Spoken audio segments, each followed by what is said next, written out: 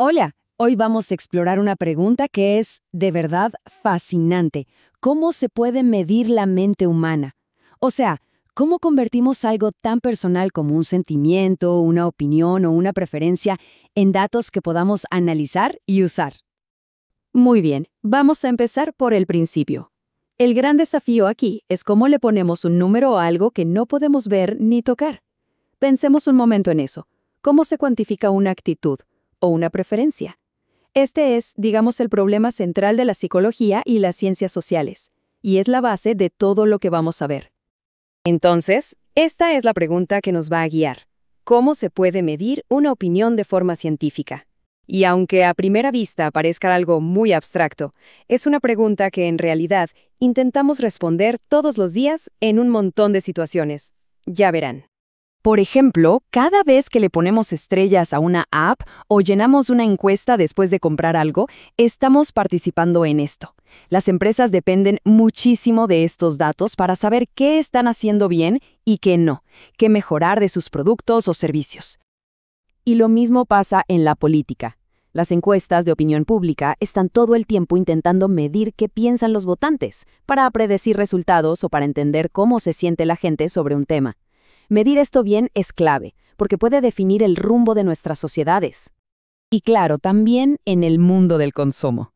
Entender por qué alguien prefiere una marca sobre otra es básicamente el motor de toda la industria de la publicidad y el marketing.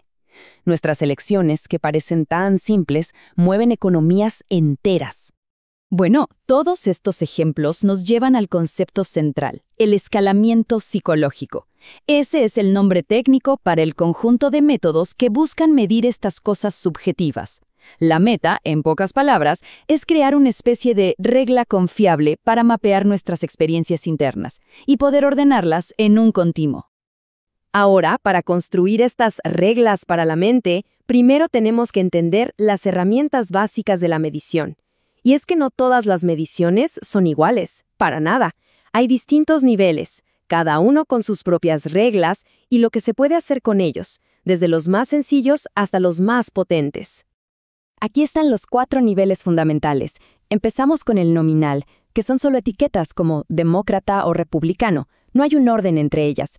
Luego viene el nivel ordinal, donde sí hay un orden como pequeño, mediano, grande, pero no sabemos si la distancia entre pequeño y mediano es la misma que entre mediano y grande. El siguiente es el de intervalo, como los grados Celsius. Aquí la distancia entre 10 y 20 grados es la misma que entre 20 y 30, pero el 0 es arbitrario, no significa que no hay temperatura.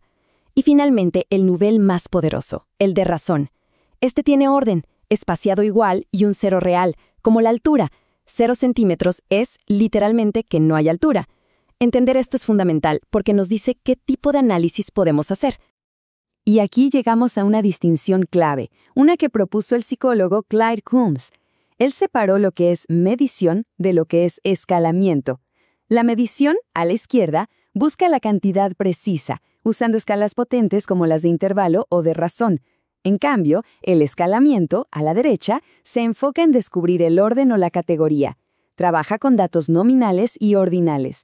En psicología, donde lidiamos con lo subjetivo, muchas veces estamos escalando más que midiendo. Ok, con esa idea en mente, ahora sí podemos explorar algunos modelos súper ingeniosos que se crearon para ordenar nuestras percepciones. Vamos a ver 3 soluciones pioneras que intentaron mapear la estructura de la mente de formas muy creativas. El primer modelo es la ley de juicio comparativo de Thurston. Su idea fue genial. Si le pedimos a la gente que compare pares de cosas una y otra vez, por ejemplo, ¿qué crimen es peor, un robo o un fraude? El conjunto de todas esas respuestas nos revela una escala oculta de la gravedad que la gente percibe. Cada elección es como una pista para descubrir esa escala que está en la mente del grupo. Luego tenemos el escalamiento de Goodman. Este modelo propone algo muy interesante, que algunas actitudes funcionan como una escalera. La idea es que si alguien está de acuerdo con una afirmación que es difícil o muy extrema, es casi un hecho que también va a estar de acuerdo con todas las afirmaciones más fáciles. A ver, vamos a verlo con un ejemplo que lo deja clarísimo. Este ejemplo con la altura es perfecto para entenderlo. Miren la tabla. Si alguien dice sí a medir más de 1,80 metros como la persona A, ya sabemos que también dijo sí a las preguntas anteriores. Lo más interesante es que si sabemos que el puntaje de la persona B es 2, podemos predecir con exactitud su patrón de respuestas. Dijo sí a las dos primeras y no a la última. En una escala de Gottman ideal, el puntaje total nos dice exactamente cómo respondió esa persona. Claro que en el mundo real, las actitudes no son tan ordenaditas como la altura. Por eso, para que un grupo de preguntas se considere una escala de Gottman válida, se pide que los patrones de respuesta sean predecibles, o sea, reproducibles, en al menos un 90% de los casos. Ese es el umbral para saber si esa estructura de escalera existe de verdad en lo que estamos midiendo. Y por último, la teoría del despliegue de Coombs nos da otra mirada. Imaginen que busquen la temperatura ideal para un café. Su punto ideal personal podría ser, 80 grados. Entonces, seguramente preferirían un café a 75 grados antes que uno a 65, porque está más cerca de su ideal. Según Coombs, si analizamos el ranking de preferencias de una persona, podemos deducir tanto la escala que hay por debajo, en este caso la temperatura, como su punto ideal en esa escala. Bueno, hasta ahora hemos visto mucha teoría, pero ¿y esto cómo nos afecta en el día a día? La verdad es que estas herramientas de escalamiento están por todas partes, muchas veces sin que nos demos cuenta. Es momento de pasar del laboratorio a la vida cotidiana.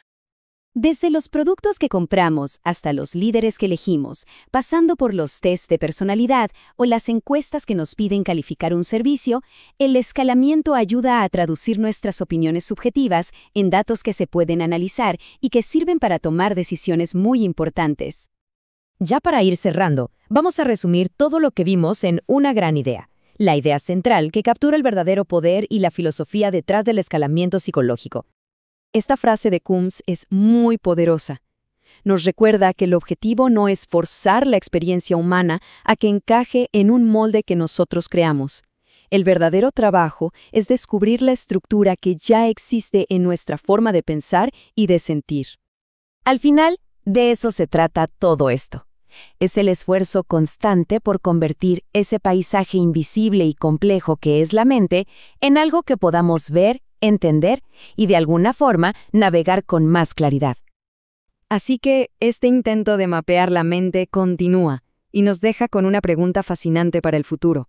Si hoy podemos medir actitudes y preferencias con estos modelos, ¿qué experiencias subjetivas, quizás mucho más complejas como la creatividad o la conciencia, podremos llegar a medir mañana? El mapa de la mente humana todavía tiene muchísimos territorios por explorar.